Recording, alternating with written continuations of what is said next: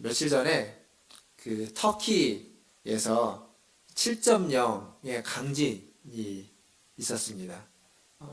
제가 아는 친구가 터키에서 사는데 그 친구가 사는 데는 이스탄불이지만 좀 멀리 떨어져 있기는 한데 강진이 있었고 이제 그 우리나라 뉴스에도 소식이 전해지고 있는데 이 코로나 때문에 이제 피해 복구나 이런 부분들이 굉장히 좀 쉽지 않은 상황이라고 합니다. 생각나시면 관심 갖고 기도해 주시면 더 좋을 것 같습니다.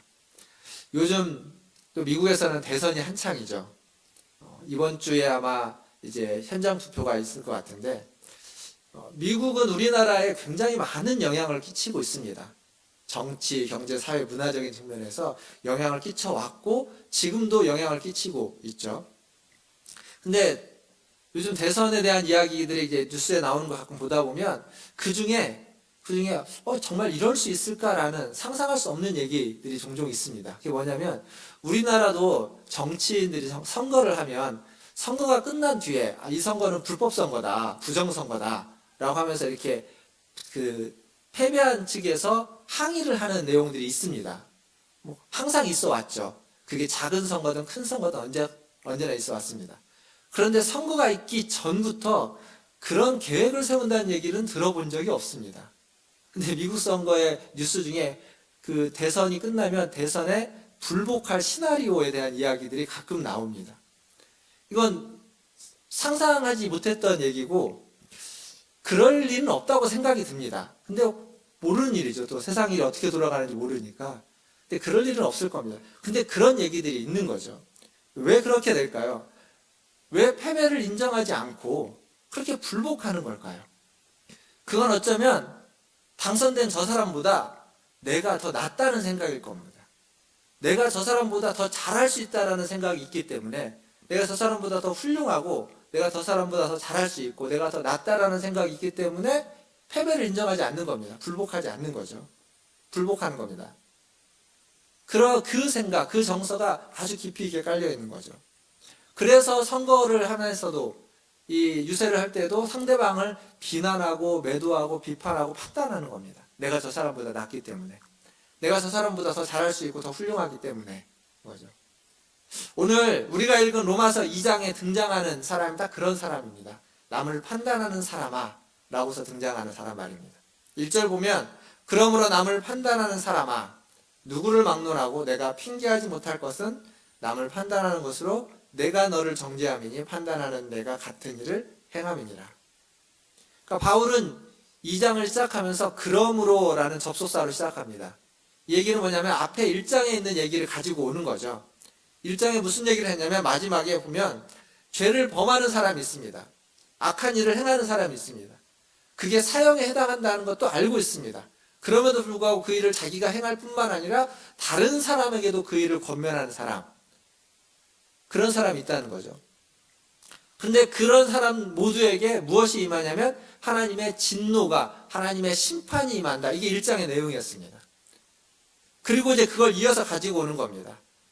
그러므로 그렇게 심판이 임하는데 그러므로 남을 판단하는 사람아. 이 남을 판단하는 사람이 이제 이 로마서를 주석하거나 설교하시는 분들 중에 1장은 이방인들에 대한 어떤 평가이고 2장은 유대인들에 대한 바울의 이야기다. 이렇게 이제 나누는 분들이 있는데 이 앞부분, 2장의 이 앞부분은 유대인, 이방인 나눌 필요가 없습니다. 그냥 2장 앞부분은 똑같이 남을 판단하는 유대인이든 이방인이든 상관없이 남을 판단하는 사람. 그러니까 로마 사회에는 이 도덕 철학자라는 사람들이 있습니다. 그들은 사실은 바울이 했던 얘기와 1장에서 했던 얘기와 비슷한 얘기를 합니다. 사람들의 죄악들, 사람들의 타락한 것들을 향해서, 타락한 로마를 향해서 비판하고 판단하고 그들에 대해서 꾸짖는 역할들을 하는 도덕 철학자들이 있었습니다. 대신 바울은 그들을 포함해서 남을 판단하는 모두에게 이야기하는 거죠. 비판하고 판단하는 사람, 비판하는 판단하는 너도 같은 일을 행하고 있다고. 너도 똑같은 일을 행하고 있다고. 즉 바울이 지금 이야기하고 있는 이 사람의 인간들의 가장 큰 문제는 뭐냐면 2장에서 말하는 문제는 뭐냐면 자기가 말하고 있는 대로, 자기가 믿는 대로, 혹은 자기가 가르치는 대로 자기도 하지 못한다는 겁니다. 이게 인간의 가장 큰 문제라는 거죠. 그러니까 아는 것이 많고 올바른 것을 알고 올바른 것을 가르치고 올바른 말을 하고 있지만 정작 그렇게 살아가지 못하고 있는 인간의 모습, 우리들의 모습, 그게 바울의 주장입니다. 그러니까 훌륭하지는 않아도 훌륭한 정도는 아니어도 정죄받고 판단받지 말아야만 하는데 똑같은 훌륭하지 않은 삶을 살아가고 있다라는 얘기죠. 대부분의 사람은요, 자기가 지은 죄, 자기의 실수에 대해서는 굉장히 관대합니다. 그 이유가 있는 거죠. 내가 그럴 수밖에 없었던 이유가 있고 어쩔 수 없이 그렇게 했고 그때는 뭐 술을 먹어서 그렇게 했다든지 아니면 잠결에 그렇게 했다든지 아니면 상대방이 먼저 도발을 해서 그렇게 했다든지 그러니까 다 이유가 있고 변명이 있습니다.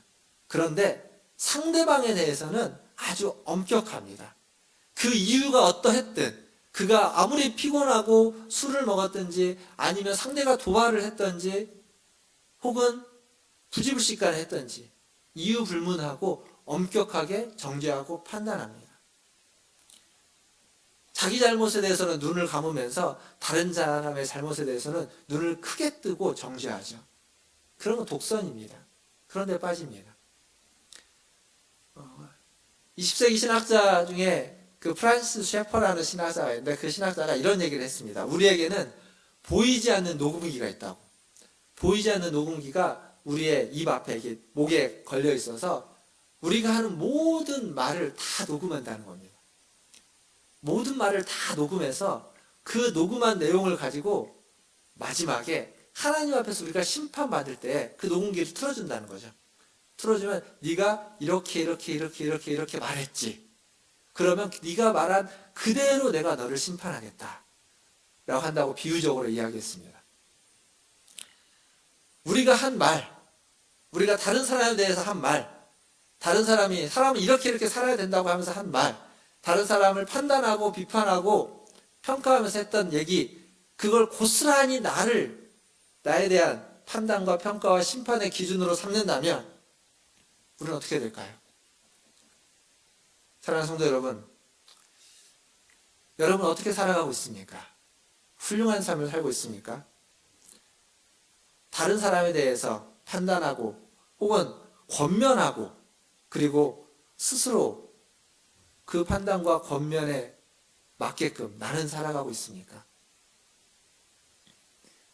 이러니 누가 하나님의 심판에서 피할 수 있겠습니까?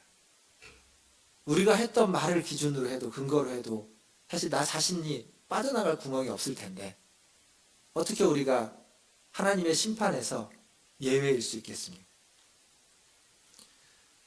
그런데 성경이 뭐라고 이야기하냐면 그 심판이 유예된다고 이야기합니다. 유보되고 있다라고 이야기하고 있습니다.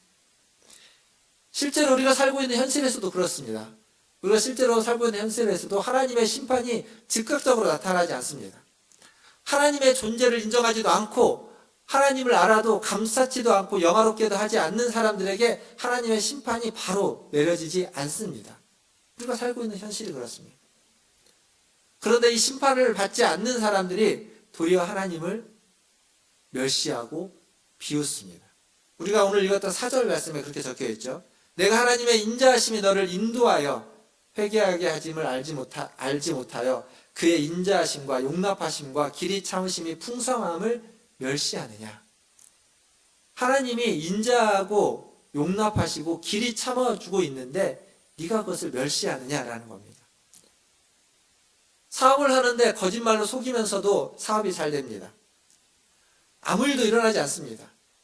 죄악을 범하고 있는데 아무런 징계와 심판과 안 좋은 일이 일어나지 않습니다. 그러자 괜찮다는 겁니다. 저도 용감해지죠.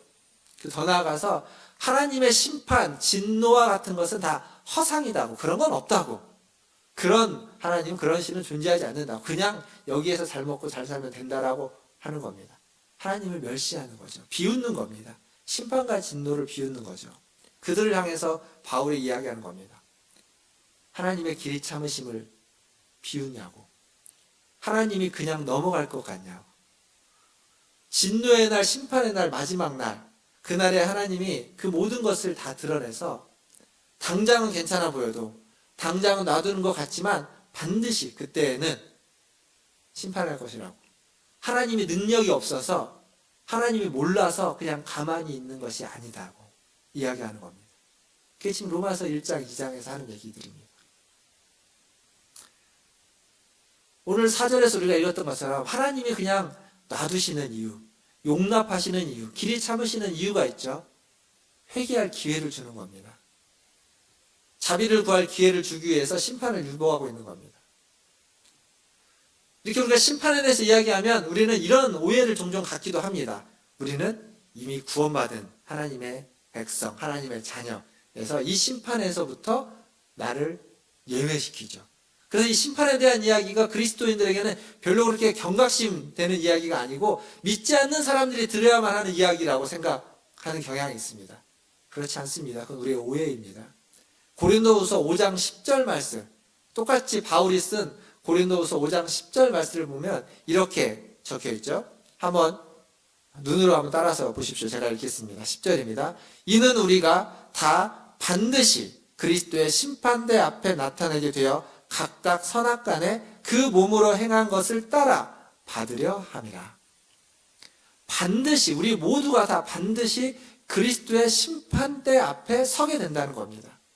그 앞에서 선악간에 행한 대로 심판받는다고 이야기하고 있습니다. 우리도 예외가 아닙니다. 우리라고 심판대 앞에서 예외적으로 제외돼서 심판받지 않는 게 아니라 모두가 다 그렇습니다. 믿는 자나 믿지 않는 자나 다 마찬가지입니다. 누가복음 15장에 가면 탕자의 비유라고 알려진 비유가 우리가 잘 알고 있습니다.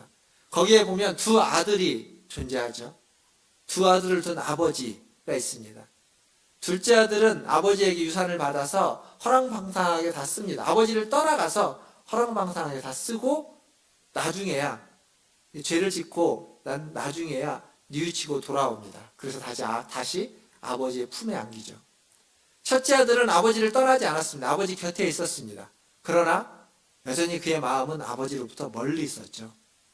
둘째 아들이 돌아왔을 때 아버지로부터 멀리 떠나 있던 그의 마음은 아버지가 함께 즐기자고 하는, 아버지 품으로 오라고 하는 그 제안을 거절하고 가지 않습니다.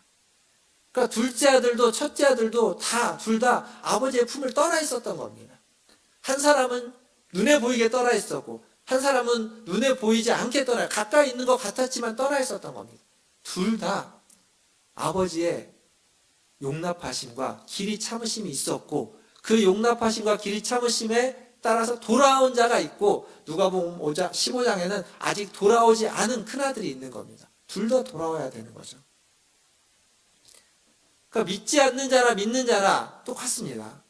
둘 다 아버지의 사랑이, 아버지의 품이 필요한 사람들입니다.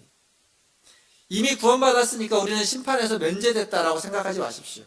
그리스도인들도 그리스도인이든 그리스도인이 아니든 누구나 다 심판대 앞에 서게 되어 있습니다.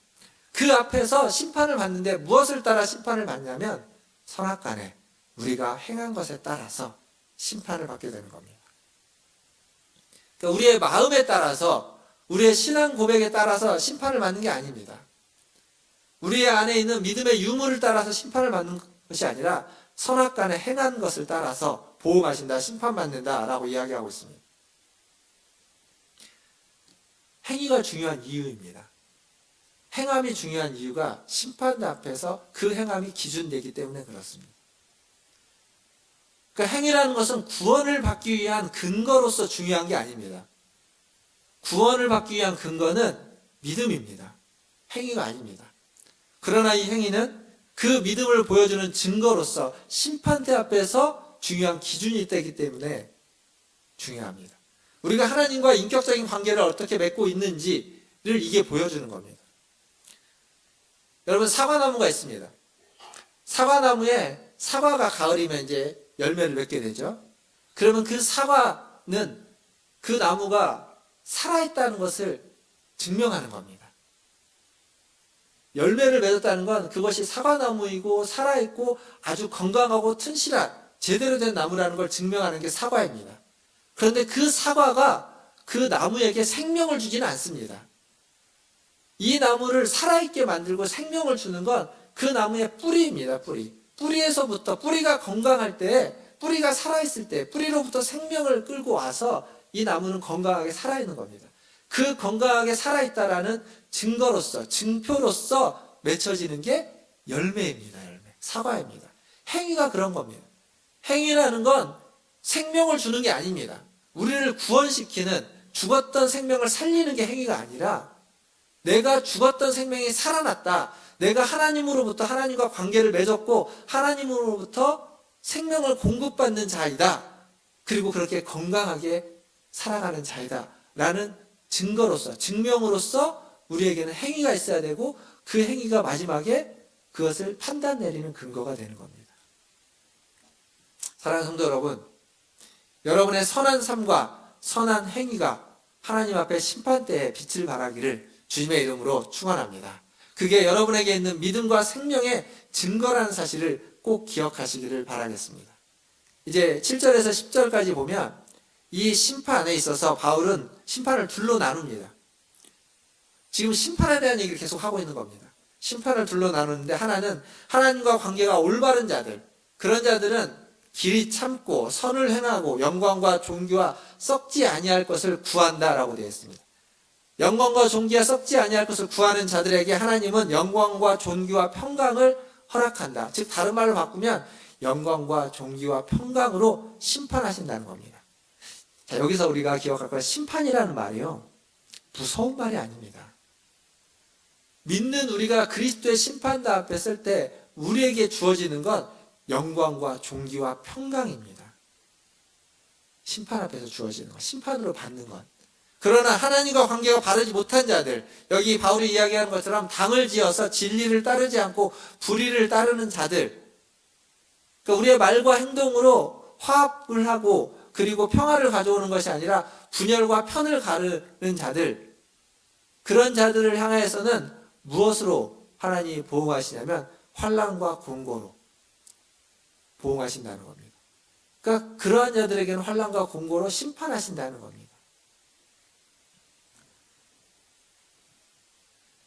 심판대 앞에 섰을 때 두려워하는 사람들은 하나님과 관계가 없는 자들입니다. 두려워해야만 하는 사람들. 하나님과 관계가 있는 우리는 두려워하는 필요가 없어요. 왜냐하면 심판대 앞에서 우리가 받게 된 것은 상이기 때문입니다. 상. 선악간에 우리가 행한 대로 보상을 받는 것이 심판대 앞에입니다. 그러나 선악간에 우리가 행한 대로 하나님과 관계가 없이 행해 버렸다면, 그렇다면 그 앞에서 보상이 아닌 형벌을 받게 되는 거죠. 그러니까 심판대가 무서운 겁니다. 심판대라고 해서 무서워할 필요가 없어요. 심판받는 게 우리가 제외되어야만 할 필요가 있는 것이 아닙니다. 여기에서 우리가 또 주목할 건 뭐냐면, 사실 이것보다 더 중요한 건 그 뒤에 있는, 먼저는 유대인에게요, 그리고 헬라인에게로다 라는 표현입니다. 구조적으로는 순서에 대해서 이야기하고 있습니다. 유대인이 먼저 하나님 앞에서 보응, 심판을 받고 그 다음에 헬라인이 보응, 심판을 받는다 라고 말해주고 있습니다. 근데 이 순서보다 더 중요한 건 뭐냐면 유대인이든 헬라인이든 모두가 다 하나님 앞에서 심판받는다는 이야기죠. 아까 고린도 후서 5장 10절에서 바울이 했던 얘기와 똑같은 얘기입니다. 이게 왜 놀라운 거냐면 우리에게는 당연해 보이는 거지만 이 글을 받게 되는 로마 교회의 유대인들에게는 이게 깜짝 놀랄 만한 이야기인 겁니다. 당연하지 않은 겁니다.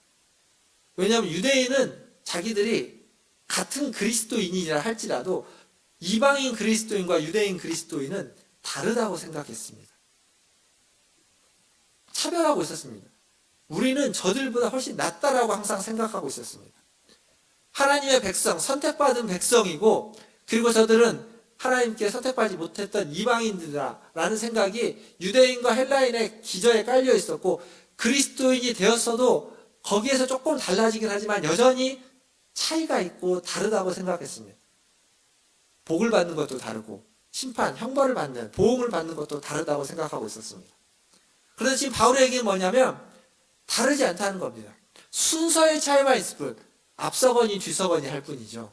먼저 보응을 받느냐, 나중에 보응을 받느냐의 차이일 뿐 똑같이 심판대 앞에 선다라고 지금 바울은 이야기하고 있습니다. 그것을 바울은 어떤 식으로 또 표현하고 있냐면 11절에 보니까 이는 하나님께서 외모로 사람을 취하지 아니하심이라. 이건 이제 외적인 것들, 어떤 행위로 본다 이런 의미가 아니라 여기서 말하는 외모는 인종과 민족을 이야기합니다. 그러니까 헬라인이냐 유대인이냐라는 차이로, 어떤 인종이 다르냐 인종의 차이로 하나님은 심판을 구별하지 않는다는 겁니다.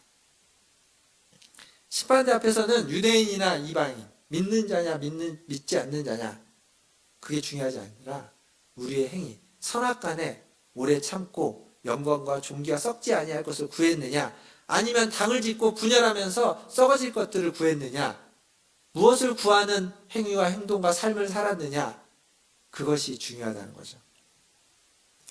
사랑하는 성도 여러분, 여러분의 행위, 여러분의 삶은 어떠하십니까?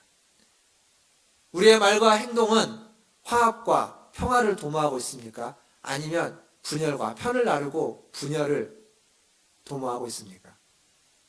참고 인내하면서 선을 행하고 분열을 극복하고 화합과 평화를 도모하고 있다면 하나님의 심판대 앞에서, 그리스도의 심판대 앞에서 여러분은 상으로 보응을 받을 것입니다. 그게 우리가 받는 심판입니다. 그러나 그렇지 못하다면 우리는 형벌로서 보응을 받을 겁니다. 그게 우리가 받을 심판입니다. 구원의 문제가 아니라 심판의 문제, 보상으로 무엇을 얻게 되느냐의 문제입니다. 그렇기 때문에 영광과 존귀와 썩지 아니할 것을 구하시는 저와 여러분 다 되시기를 주님의 이름으로 축원드립니다. 마지막으로 12절부터 16절까지 말씀을 좀 보겠습니다. 여기에는 무엇이 등장하냐면 율법이라는 것이 등장합니다. 율법. 이 율법은 토라라고 해서 우리가 보고 있는 모세 오경을 지칭하는 겁니다. 근데 이 토라, 이 율법은 유대인이 자기들의 선민의식, 하나님의 백성이고 이방인과 다르다고 하는 선민의식을 갖게 하는 유대인 신앙의 요체입니다.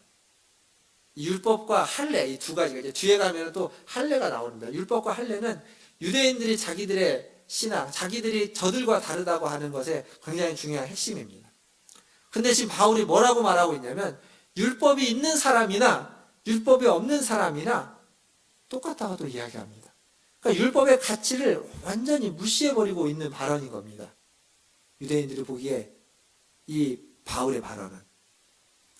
13절에 보니까 그 이유를 바울은 뭐라고 이야기하냐면 하나님 앞에서는 율법을 듣는 자가 의인이 아니요, 율법을 가지고 있는 자가 의인이 아니라 오직 율법을 행하는 자라야 의롭다 하심을 얻는 것이다 라고 이야기하는 겁니다. 유대인들이 왜 율법이 그렇게 중요했냐면 자기들은 율법을 받았다는 겁니다. 하나님이 율법을 우리에게 줬다는 겁니다. 율법은 우리 것이라는 겁니다. 그리고 우리는 그 율법을 듣고 있다라고, 그리고 매 주마다 회당에서, 성전에서 율법을 어려서부터 배우고 듣고 암송하고 있고 가지고 있고, 그게 그들에게 자긍심이었습니다. 우리가 성경을 가지고 있다는 것과 똑같습니다. 하나님의 말씀을 우리가 가지고 있고 매주일 하나님 말씀을 보고 있고 매일매일 하나님 말씀을 통독하고 있다라는 것과 똑같이 유대인들은 그러한 자긍심이 있었습니다. 그게 그들의 신앙의 아주 중요한 기둥이었습니다. 근데 지금 바울이 뭐라고 말하냐면 그건 아무것도 아니라는 겁니다. 그것으로 구원을 이룰 수 없고 그것으로 의인이 될 수 없고, 그 율법을 듣고, 가지고 있는 그 율법을 듣고 보고 그대로 순종할 때, 행할 때래야 그 율법의 가치가 빛을 발하는 겁니다. 의미가 있다는 겁니다. 구원을 받을 수 있고 의인이 될 수 있다라고 이야기하고 있는 겁니다. 율법을 들었다고, 율법을 알고 있다고 해서 순종을 그것이 대신해 주지 않는다는 겁니다. 율법대로 살지 않고 있다면 율법을 알고 있고 듣고 있다고 해서 괜찮은 게 아니라는 겁니다. 대신해 주지 않습니다. 아무리 많이 알고 있어도, 아무리 많이 가르쳐도, 아무리 많이 그것들을 다른 사람에게 설명해 주고 다른 사람에게 권면해도 내가 그렇게 살지 않으면, 내 말을 듣고 다른 사람은 다 그렇게 살아서 하나님 앞에 칭찬을 받아도 나는 그렇지 않다는 겁니다. 그렇게 살아야 한다는 겁니다. 율법을 가진 유대인들에게 하는 얘기입니다. 그럼 율법을 없는 사람들은 괜찮느냐? 율법이 없으니까. 아니죠. 오늘 말씀 14절 15절에 보면 율법이 없는 이방인도 똑같다는 겁니다. 왜냐하면 율법은 없지만 자기가 자기에게 율법이 되는 거죠. 하나님이 우리 안에 양심을 두셨다는 겁니다. 그러니까 유대인들은 하나님이 글로 쓰여진 율법을 주었다면 유대인이 아닌 이방인들에게는 하나님이 글로 쓰여지지 않은 마음에 새겨놓은 율법을 주었다는 겁니다. 양심. 그 양심이 율법이 되어서 똑같이 그 양심을 따라 살 때에 제대로 된 삶을 사는데 그러지 못하면 양심이 계속 지적한다는 거죠. 미국에 롱비치라는 해변이 있습니다. 되게 아름다운 해변이고요. 그 롱비치에서 있었던 실화입니다. 실화인데 우리나라도 많이 있지만 드라이빙 스루라고 해서 이렇게 차를 타고 가서 커피든지 그 패스트푸드를 사서 먹는 것이 미국에도 있고 우리나라에도 많이 있습니다. 이 롱비치에서 어떤 사람이 차를 몰고 그 치킨을 파는 드라이빙 스루에 갔습니다. 그래서 패스트푸드에 가서 이제 차를 세워놓고 치킨을 주문하죠. 치킨을 주문합니다. 그래서 이제 치킨을 받았습니다. 받아가지고 뭐 그 자리에서 바로 먹는 게 아니라 이제 차를 출발을 한 거죠. 가면서 이제 먹으려고 이제 치킨을 열어보니까 이 일하는 사람이 정신이 없었던 겁니다. 치킨 박스를 준 게 아니라 그가 돈을 걸었던 돈 박스를 줬습니다. 그러니까 치킨 박스랑 똑같은 박스에다가 돈을 이제 받아갖고 놓은 거죠. 그러니까 이게 지금 옛날 얘기이기 때문에 지금처럼 뭐 카드가 발달한 시대가 아니니까 다 현금으로 주고받는데 그 현금을 모아놓은 치킨 박스를 정신없이 치킨을 준 게 아니라 그 박스를 이 사람에게 줘버렸습니다. 자기가 낸 돈보다 훨씬 더 많은 돈이 있는 거죠. 여러분이라면 어떻게 하시겠습니까? 머릿속으로 많은 생각을 하죠. 이럴 때는 어떻게 해야 되지? 예. 횡재한 거죠. 안 가도 아무도 모르지 않겠어요. 그 사람이 뭐 기억도 못하는 거고 다른 집에 가서 치킨을 사 먹으면 되니까 그 돈으로 더 많이. 이 사람은 양심이 있었던 사람입니다. 다시 돌아갔죠. 다시 돌아가서 이걸 주는 겁니다. 그리고 당신이 지금 잘못 줬다고. 이건 당신이 오늘 하루 번 돈이고 내 치킨박스 내가 주문한 건 이게 아니라고 해서 그걸 받습니다. 이 치킨집 사장님이 너무 감사한 거죠. 그래서 이런 일은 사람들에게 알려야 된다. 당신이 얼마나 선한 사람인지 사람들이 이 선행을 알려야 된다고 해서 이렇게 전화를 해서 자기가 아는 기자가 있다고 기자를 막 부르려고 합니다. 이 운전했던 차에 타고 있던 사람이 깜짝 놀라는 겁니다. 절대 그러면 안 된다고. 제발 그러면 안 된다고. 나 그럼 가야 된다고. 막 붙잡고 아니라고. 이건 꼭 알려야 된다고 하는데 나중에 왜 그래야 되냐고 이야기하냐면 내 옆에 지금 타고 있는 저 여자는 내 아내가 아니라고. 그런 겁니다. 양심이 있어도 양심이 있고 훌륭한 것 같아도 어느 한 부분에서 우리는 어딘가 다 깨어져 있습니다. 비양심적입니다. 그 양심이 우리를 공격하는 겁니다. 지적하는 겁니다. 그래서 우리는 온전할 수 없는 겁니다. 심판에서 면해질 수 없는 겁니다. 쓰여진 율법만이 아니라 쓰여지지 않은 율법도 우리 안에 있는 그 양심도 그래서 믿는 사람만이 아니라 믿지 않는 사람도 동일하게 다 하나님 앞에서 심판대 앞에서 설 수밖에 없습니다. 그리고 그 앞에서는 우리의 삶과 우리의 행위에 따라 심판, 보응받게 되는 겁니다. 말씀을 맺겠습니다. 2014년도에 국회에서 이제 법을 제정하는데 국민건강진흥법이라는 것을 개정했습니다. 그 개정한 국민건강진흥법 구조가 있는데 그 구조가 무슨 법이냐면 일명 금연법이라고 되어져 있습니다. 금연. 그래서 이 금연을 해야 되고 일정한 건물 안에서는 담배를 피지 못하도록 법으로 제정해 놨습니다.